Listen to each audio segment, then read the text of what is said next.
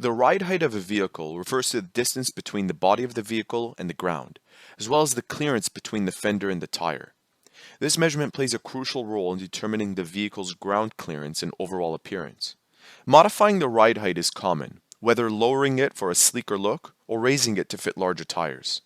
To measure the ride height, a typical method involves taking the distance from the top of the wheel well arc on the fender to the ground. Ideally, this measurement should be nearly identical on both sides of the vehicle, although it may vary between the front and the rear. If the difference from side to side exceeds a quarter inch, it could signal a suspension issue that requires attention. Let's take a look at an example where we calculate ride height. A technician measures the ride height of a 2011 minivan and records the measurements as shown. We have the front measurements for the left and the right tire, and we also have the rear measurements. Determine the side-to-side variance of these ride height measurements. Let's begin with the front of the vehicle. We'll subtract the right from the left, except I do want to note that unlike in the previous lesson where we calculated cross camber and cross caster, it doesn't matter whether you subtract left from right or right from left. Because they're asking for the variance, we're actually looking for the absolute difference. So if you get a negative value, simply make it a positive. That being said, I'll take 32 and 3/16 of an inch and subtract from it 32 and 7/8 of an inch. Now there are many methods to subtracting fractions, although it's pretty obvious here that the 32 and the 32 will simply become 0. And we're only dealing with 13 over 16 and 7/8.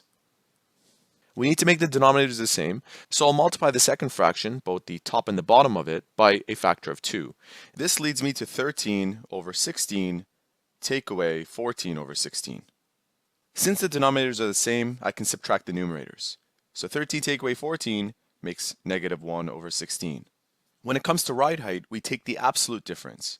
This makes our difference 1 over 16 of an inch, and that's clearly less than a quarter of an inch. So based on the ride height, there are no issues with the front of the suspension. Let's do the same thing now for the rear. I'll take 32 and 7/8 of an inch, and the distance from the top of the right rear wheel well arc on the fender to the ground is 33 and 1/16 of an inch. And I'll be subtracting these two values. To make the calculation here simpler, I'll quickly change this so that the denominator is 16. That way it matches this fraction.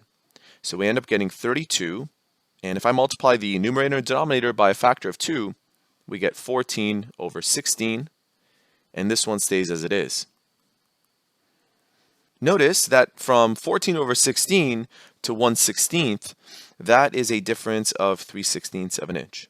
So if we were to subtract these two values, we would actually get negative 3 over 16 of an inch, but again, taking the absolute, that's only 3 over 16, and that's still less than a quarter.